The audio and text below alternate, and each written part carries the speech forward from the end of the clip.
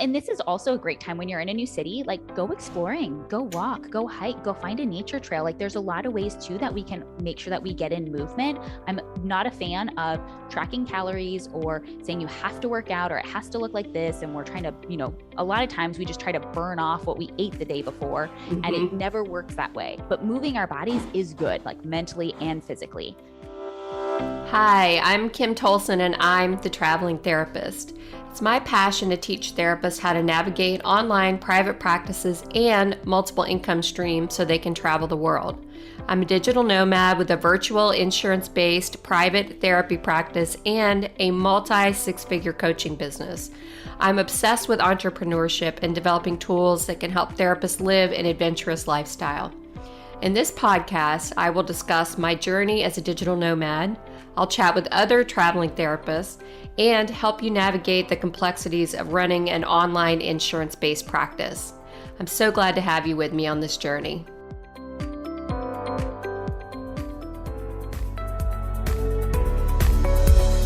I want to take a moment and thank our sponsor for this episode, Thrizer. Thrizer is a new company that offers free out-of-network billing resources. It's a total game changer. Thrizer has made out-of-network billing a win-win for both the client and the therapist. They provide end-to-end out-of-network billing services for our clients completely free of cost. This allows clients to obtain out-of-network reimbursement and get quality care from you simultaneously. You can learn more about Thrizer at thrizer.com. Hi everybody, welcome back to another episode of The Traveling Therapist. I'm joined today with Jillian Lama. I'm so glad to have you here today. She's not a traveling therapist, but she's an expert in traveling and also a health and life coach. So Jillian, I'd love if you would just introduce yourself a little bit and then we can get into all these topics that we want to talk about. Yeah, absolutely. Well, thank you so much for having me. I'm so excited to come on and just talk about all the things because this combines a lot of what I do with clients and a lot of my own personal story and just experiences of combining travel with food and often weight loss or health related goals. So, So like you said, I'm Jillian. I'm the founder of Body You Crave and the Body You Crave method. So I have a podcast if you are interested in learning more, also called Body You Crave. Keep it super simple and streamlined. And I'm all about helping men and women end emotional eating and lose excess weight, eating the foods they love. So it's all about looking at what can we control, what is kind of out of that realm of control, and now how do we make peace with food and not feel so obsessed or feel like we need willpower or we're constantly dieting or restricting, and really make this something that we can actually love and enjoy, because it's the only way we're going to make it consistent and be able to do it for the rest of our lives so that we don't gain the weight back. Because we've all been there before where we've lost the weight, but it either slowly creeps back on or it comes back kind of quick because we kind of fall out of our normal groove and routine. Absolutely. And I can so relate to this topic on so many levels. One, I've shared with the audience that I have celiac disease, which means I can't consume anything containing gluten. And also eggs and dairy. I'm not supposed to have that either, just because, I don't know, my celiac, something about it makes me really sensitive to these other foods as well. So traveling has been really hard for me because I've got to find, restaurants that are gluten-free, or trying to eat out of Airbnbs that the kitchens aren't exactly clean. There might be cross-contamination with gluten and that sort of thing. And then the other piece for me is exactly what you're talking about. It's, I feel like I'm on vacation every day because I'm a digital nomad now, but I'm in a different location, these really pretty places. And, it's like, oh, this is the time to splurge and eat badly and go to the nice restaurant. And, right. So there's multiple things sort of affecting me as a traveling therapist and a digital nomad. And I know other traveling therapists are going through this similar sort of issues. So I just wanted to have you on to talk about this, just have a conversation around how to manage that, how to manage the resort lifestyle, if you will, and still be healthy and keep, a healthy weight and not gain a bunch of weight, that sort of thing. So right. Absolutely. Right. And to stay fit and to stay active, like to keep your energy up so that you're sleeping well, so that you can go out and do your job to the best of your abilities. This isn't just about weight loss. While that is one of Yeah. the benefits that I work with clients and one of the results we create, a lot of times it's like, how do I feel better in my body? How do I feel more confident going out there and doing this work, or confident meeting people, or going to a bar or a restaurant by myself, or, these Mm. different aspects. It all comes into play. But when we are not at the top of our game, mentally, physically, emotionally, then it's just going to make it so much harder and less enjoyable to be able to really, savor this moment and this phase of life that you're in. Absolutely, yeah. So I know you as well also travel and Mhm. do a great bit of traveling around the country. Do you have tips or tricks or ideas? It was particular for people like me that have like food restrictions or allergies, or need to be mindful of what they're putting into their body. Like, do you have any tips or ideas around how to navigate that Mhm. specifically as like a traveling person? Yeah, absolutely. So I Okay. always work with clients around our thoughts about any kind of food allergies, sensitivities, and restrictions around what we're eating and not eating. And Okay. so I always remind clients that you are in control of this. It's your choice what you eat. So even though you have celiacs, Mm-hmm. you could still eat foods with gluten in it. You're just going to pay the consequences later. And so rather True. than saying, like, I can't have that, I'm not allowed, this sucks, woe is me, right? Like, my cross is so heavy. We want to focus on, no, I'm choosing not to eat this because I don't like the way this feels in my body, or I'm choosing Mm. to focus on these foods and not those. And so for some of you, it might be a more and a less. For me, for example, I have a slight, like, I have more of a genetic disposition to gluten, to where I don't Mm. have a very physical initial reaction, but I know long term I want to be mindful of it. So I'm limiting my Yeah. dairy and my gluten, but it's not that I have that physical response immediately. So I just want to go for less of it. Mm. For somebody like you, where it might be more of an elimination thing, where you, again, it's a very much a conscious choice of, I'm choosing not to have this. And so Right. just kind of getting over that kind of victim mentality, I think, is really important for anyone with Mm-hmm. food allergies and food sensitivities, because it can be very discouraging, and it kind of creates a lot of unnecessary suffering when it's, I can't have that, this is terrible, I don't get to eat my favorite foods, like, as if you have no control. So that's Mm. always the first step, is reminding yourself of, like, I have control over this. I'm going to choose what to eat and what not to eat, and I'm going to choose this from a place of loving my body. Oh, that's From so there, important. Oh, yeah, I can really get in that pity party. Like, yeah, everybody's having pizza. There's, I can't have anything. Like, right, it's so important to remember, because I can get into that like big time. There's all these fancy restaurants in this new place we are, and I can't go to any of them. Why don't they accommodate gluten free? Like, I can really go there quickly. So that's so yeah. important to remember. Oh my gosh. Yeah, Mm. and one other piece there is also, like, not making it all about the food, but making it about the company and who you're with, and Mm. what you're experiencing, the conversations. I used to get very caught up in where we would go to eat, because it had to have good food, because the highlight of my day was food, because it was so, like, Oh, obsessive and yes. restrictive. And so when I took the priority off of the food, then it was like, oh, we could really go anywhere, because I can have a salad and I'm fine, and it doesn't, like, I can get a salad almost anywhere, and it's more about the conversation that I'm having and spending time with certain people. So Mm. that's one of the pieces too, is like, can I go and maybe have a cocktail and be comfortable not eating while everybody else is? And that, for some people, Yes. feels really hard. And I'm not saying that if you're hungry, don't eat. I'm just Right, of saying, like, course. if you aren't hungry, or if you decide, they don't have foods that are going to accommodate my allergies, or what I'm choosing not to eat, I eat a little bit on my own beforehand, and go and then, like, just enjoy a beverage and be Hmm. comfortable just being around people, being in those social environments without feeling the need to eat. And often what we're afraid of is, we're afraid of what other people are going to think, what other Hmm. people might say. We judge ourselves, and often we make it a much bigger deal in our minds than it is, because Yeah. we're all very much, like, afraid, like, worried about ourselves, or kind of thinking about ourselves. But you've got to remember that the people that you're with, they're thinking about themselves. True. So, So like, true.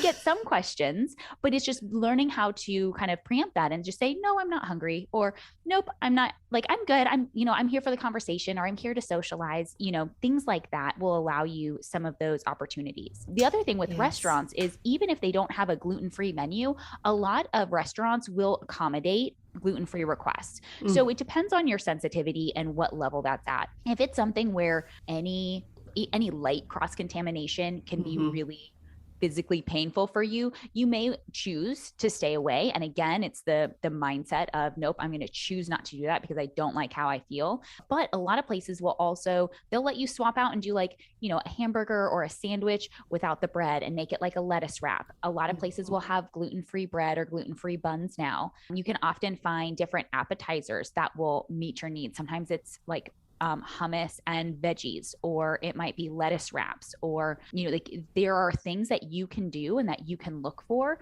in terms of, how can I make this gluten free? And if you call Mm-hmm. ahead and just talk to either a manager or the head chef sometime when they're not busy, they're not like, it's not a Sunday brunch kind of situation, Yeah. oftentimes they're more than happy to accommodate. They want to please you. They want your good review. They want your money, like, they want you to be Yeah. happy and to enjoy your experience there. Like, that only benefits them. And so what you'll find is that so many places are willing to accommodate and happy to try to make modifications. And I know that with asking for things, especially from your server, for some people can feel very awkward, of like, here's Mm. what I'm going to order, So but I'm going to true. change the entire thing. So just be prepared for all of my modifications. And we kind of feel like we feel bad, like we Mm-hmm. are inconveniencing other people. I would say, like, this is an inconvenience. It's such a nuisance. I'm a burden. Sometimes we have those kinds of thoughts. So really Totally. just being aware of, you are thinking that, not anybody else. And you're projecting that, and maybe worried or assuming somebody else is saying that or thinking it. And maybe somebody else has made comments where you have become more self-conscious about what you order Mm-hmm. and how you order. And we've got to be able to let that go, right? Like, I can't Yes. care about the snide comments that somebody else is going to say, either some server I had in the past, or somebody that I'm eating with might have a kind of mocking voice, or like, even my dad kind of teases me and I just tune him Mm. out, like, Oh my gosh, my dad too. yeah. And I'm like, He's like, nope. "Are you sure you're still eating gluten free?" I'm like, "Dad, I actually have celiac disease." Right. Oh my gosh. Yeah. Right. Yeah. What were you And going to say? And Sorry. yeah, so like, we can love these people that we're with, but we also don't have to pay any mind. Like, his comments don't have to bother me. And that's one of the Right. things that I really work with clients on, is, how do I take responsibility for my thoughts and my Mm-hmm. emotions, and not Mm-hmm. delegate those to other people or to other things, other situations. So Yes. there's a lot of like internal work that we can do just to feel comfortable and confident being able to go out to that restaurant. And trust me, like, you're not inconveniencing the servers. I've been a server. Like, it's not a problem. It might take them an extra couple of minutes to like write everything down, but they're going to want to get your order right. And I would say most restaurants also these days are going to have allergy alerts to where you can flag that. And what I've noticed is that a lot of times, a manager will come over to me when I order something that's specifically gluten or dairy free, or I tell them about the allergy. They'll come and make sure, like, verify the order, make sure that it's accurate once it comes. And Mm-hmm. and they're very nice about it. So just, even though you might have had some bad experiences, try not to make that assumption of all places. Yeah, yeah. I could definitely say most of the time they're very accommodating. I think Mm-hmm. every once in a while you get that one that kind of rolls their eyes a little bit when you order, especially with gluten free, because, I think it like became such a fad, and Right. people kind of like, okay, gluten free, Ooh, trendy. Yeah. Yeah, right. It's like, no, really, it's serious. Like, and I'll go into this whole thing, and then my boyfriend will chime in. And he'll be like, she'll be like vomiting in like 10 minutes if you don't take this seriously, So Yeah. he'll like even jump in to kind of help. But That's so sweet. it's those Yeah. couple of bad experiences that make it a little uncomfortable sometimes. But really, Yeah. you're right. For the most part, people are very accommodating and they want to Yeah. help. Yeah. Yeah. Mm-hmm. So So when it true. comes to like road trips and driving, or if you're flying, what I found is that I look for some of the bigger gas stations. If we're going to stop somewhere, it's going to be like more of a truck stop, where it's a Love's, a Pilot, a Flying J. Mm. Like, there's all, different names depending on where around the country you're at. But if you can stop at one of these larger gas stations, oftentimes they have fresh fruit and veggies to snack on. You can Nice. find, different things like popcorn. Sometimes you can find some gluten-free options. You can often find mixed nuts, jerky. Sometimes there's protein bars like Quest bars you can get like all around the country. So it kind of just depends on what, what your parameters are that you're looking for when it comes to food and a snack. And a lot of times I will bring my own food if it's like the start of a trip. I'll try to make extra for dinner, if like, for example, and then I have something for lunch the next day.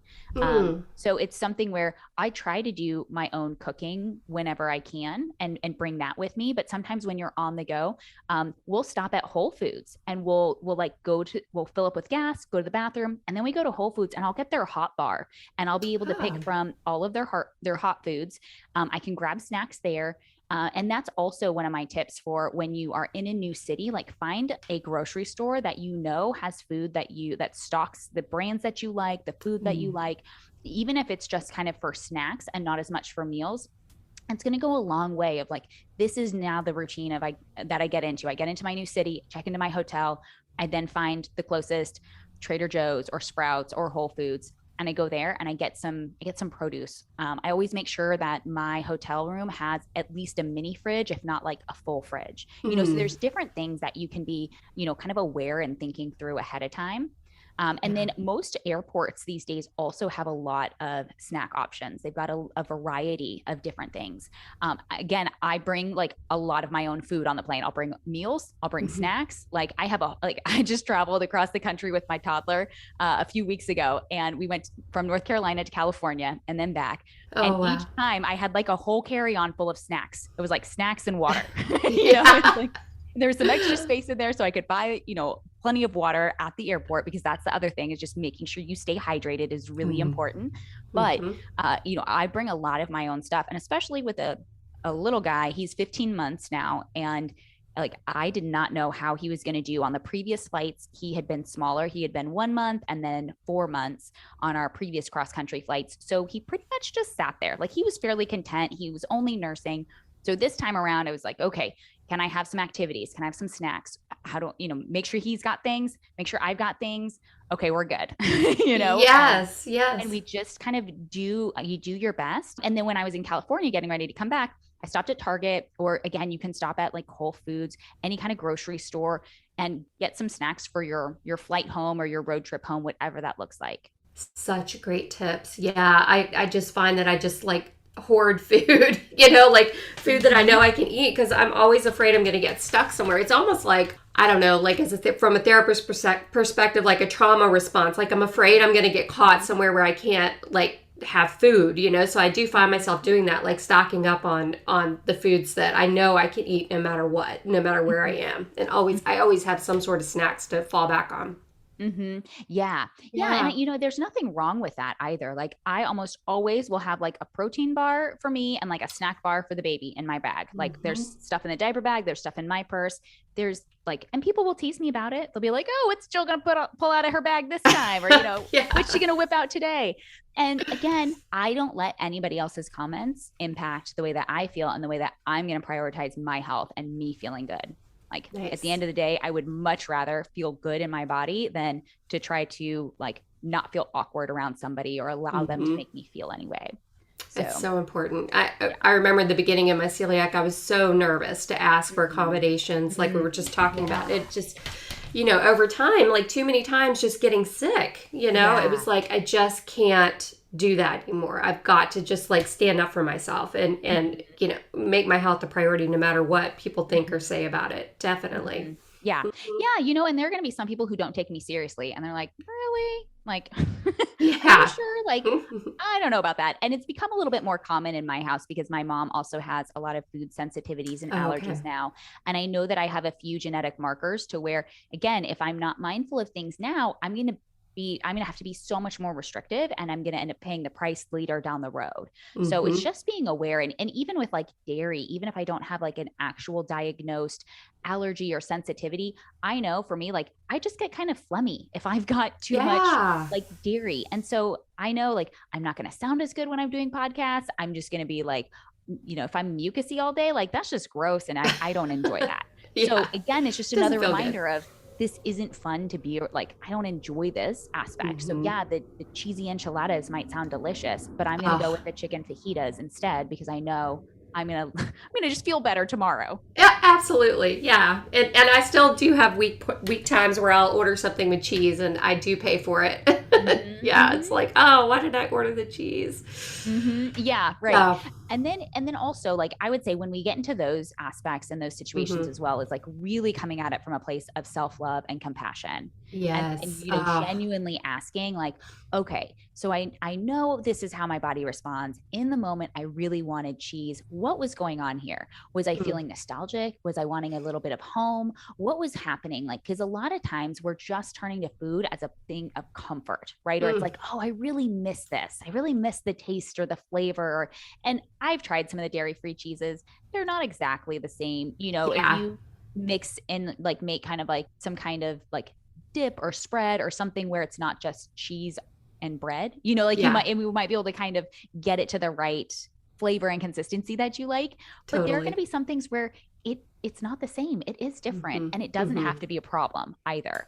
I was just thinking about this and I don't remember what it was, but it was like I actually much prefer the dairy free to the like full dairy option. And I can't Oh, remember wow. what it was, but I Oh, was like, wow, I actually like the dairy free way better than I like the full dairy option, And so like give yes. yourself permission to try new things, try new brands, experiment, and permission to like not like things.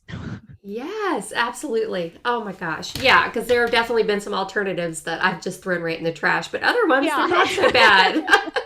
The Yeah. plant based cheeses, I mean, there are a few good ones out there. Mm-hmm. Uh-huh. Yep, absolutely. Yeah, but that's so important because it is nostalgia. There's even like a grieving process that goes along with it too. Like I Yeah. find myself kind of coming into like a little bit of Yeah. denial around it. Well, I think I maybe I can't tolerate cheese. Like I'll go back and forth with that whole thing, you know. It's Yeah. interesting how it happens. It really It is. is, right? And that Yeah. kind of takes us into that whole idea of like what grief is supposed to look like of Yes. eventually I should get over it, right? Instead of grief being like a circular thing where we kind Mm. of get triggered or there's something that brings up certain emotions or that certain sadness, that certain loss. And so again, it's like going back to, hey, I still have my memories. I can still spend time with these people Hmm. and really looking at, what is it that I'm grieving? Like what am I making the food represent? And really getting Yes. getting honest with ourselves about that, kind of situation or those aspects. Because when we start to understand what we're really truly seeking, like what are you really craving? Because Mm. a lot of times it's not just the food, it's an emotion, it's a feeling. So when we can Absolutely. pinpoint that, like what are you really hungry for? Now we can start to see, okay, how do I create more of that in my life? Love that. Yeah, absolutely. And that ties into this mentality I was talking about when we started, like this like resort living mentality, you know, Mm-hmm. vacation mode, you know, it's like, Yeah. you know, do you have any like tricks around that? How to like navigate that Yeah. a little bit with this mindset thing? Because I think that's a Absolutely. struggle for me right now too. And Yeah. others in my Facebook group, they post about it all the time. It's like, God, Right. how do I do this digital nomad thing and not feel like I'm on vacation every day and drinking like a half a bottle of wine or something, celebrating, you Right. Yeah. know?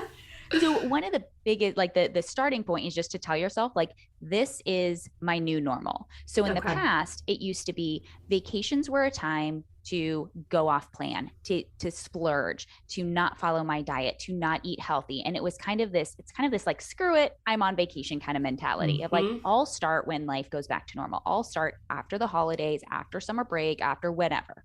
And Yeah. really looking at this is the new normal. Like, what can I do for the rest of my life without hating my life?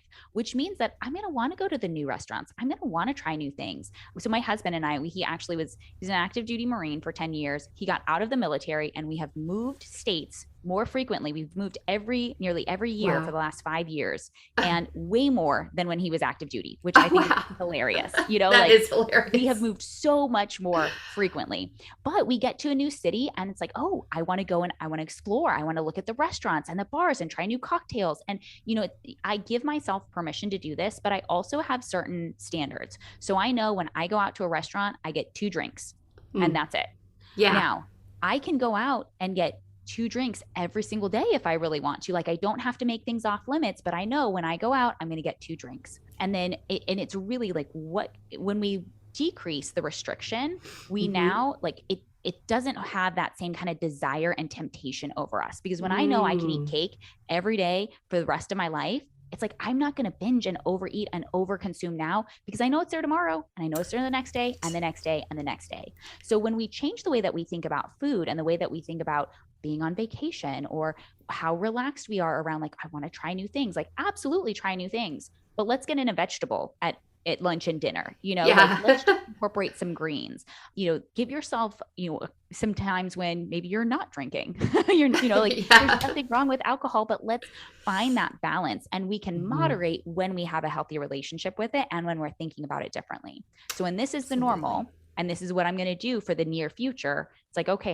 how do I want to think about being in this city? And you can really get clear. If I'm there for 30 days or 90 days, now I can like remind myself, hey, Jillian, you've got all month here. It's okay. You don't have Mm-hmm. to try and get your fill of whatever the food is here. Like, it's fine. And so, and Yeah. this brings in like thoughts about money, because we often don't want to throw food away. So I'm going to overeat and Yes. waste food in my body instead of wasting it in the trash, right? Like, we're going to still waste food, because over consuming food is still a waste, like, even if Right. it's going in your body. And Mm-hmm. so, like, just being aware of some of these excuses, justifications, and permission giving thoughts that we use to eat, overconsume, overindulge. So it just takes rewiring and just reminding ourselves, nope, this is the new normal. This is like, it's always here. It's never off limits. I can always come back and get this whenever I want. And it's not a problem. Mm, I love that. Yeah, that's so good. And something we're trying to do, like just together as a couple, is trying to just order something and share it instead of, Mm-hmm. like overindulging both of us, or a dessert. And we found a gluten free dessert, which is rare, but if we do, we'll Mm-hmm. split it, Yeah. and trying to manage it that way too. Mm-hmm. So, Yeah, absolutely. Or you could do appetizers. You could get a couple of appetizers and split it as like a mhm, meal. There's a yeah, variety of ways that you can do it. And again, if you've got a refrigerator, don't be afraid to take stuff home. If it tastes really good today, it's going to taste really good tomorrow at home when you're eating the other half. Like, absolutely. it's totally fine. And so that was another thing that I noticed when I go out to Mexican restaurants. If I order like a taco salad, there's a lot of thoughts around, well, this isn't going to taste as good tomorrow. The lettuce is going to get soggy. That shell isn't going to be crispy anymore. And so really just being aware of, oh, I find myself overeating. And it's Hmm. specifically around this kind of idea of it's not going to taste as good tomorrow. And it's subtle, like it's almost like this subconscious thought, which is why it's so helpful to Yes. have somebody on the outside who can help ask questions and show you, like, oh, here's what's really going on. It's not that you have to just say, never can I ever eat a taco salad again. It's Hmm. really understanding what's driving it. And it's always going to come back to some kind of thought, some kind of justification as to why this is okay. You only Wow. get it once a year. You only have it for a little bit. We're leaving soon. Oh, we've only Yeah. got 2 weeks left, right? We've Right. just got to be mindful of what we're telling ourselves. Oh my gosh, I love that. Yeah, and mindfulness comes with just staying in the present and trying not to like let all those other thoughts Yeah. intrude and guide your behaviors, really. Right. Right. Yeah. Oh my gosh, that's so helpful. Yes, Yeah. thank Well, you. and this is also a great time when you're in a new city, like, go exploring, go walk, go hike, go find a nature trail. Like, there's a lot of ways too that we can make sure that we get in movement. I'm not a fan of tracking calories or saying you have to work out or it has to look like this. And we're trying to, a lot of times we just try to burn off what we ate the day before, and it Hmm. never works that way. So, Yeah. but moving our bodies is good, like mentally and physically. So finding ways that you can do that in your new city, like, can you go kayaking, or maybe there's like Yeah. water sports you want to get involved with. Do you like mountain biking, or going for a hike? There's all kinds of different opportunities based on where you are around the country, and then it gives you a really cool unique view of the city as well, which I've always enjoyed. Yes. Oh my gosh, those are such great tips. Yeah, I love trying to find like a state park, wherever I am, that kind of thing Mm-hmm. to. Mm-hmm. Yeah, because there's so many wonderful parks and the beaches. We are usually in a Yeah. beach town, so we'll try to Uh-huh. walk the beach at least. But that's such a good tip. Like focus on that instead of just like where can I eat in this new town. Right, right, exactly. Yeah, or like, what other things are there? What other kind of cultural events, like farmers markets, outdoor air Mm, markets? There's lots of museums, and there's so much history throughout different cities, especially when you get into downtown areas and neighborhoods. There's a lot out there when we just start to look for it. And again, like, taking the focus off of just the food and really looking at, how do I have fun and find some adventure and do something cool, something that interests me. Yes. Oh my gosh. Yes. Thank you. This has been so helpful. Yeah. Yeah. Wonderful. Yeah. So how would people contact you if they want more help with this sort of thing, coaching around the food and the lifestyle and all of that? Yeah, so you can visit me at bodyyoucrave.com is the website. And then Okay. to find a time on my calendar, you can go to bodyyoucrave.com/schedule.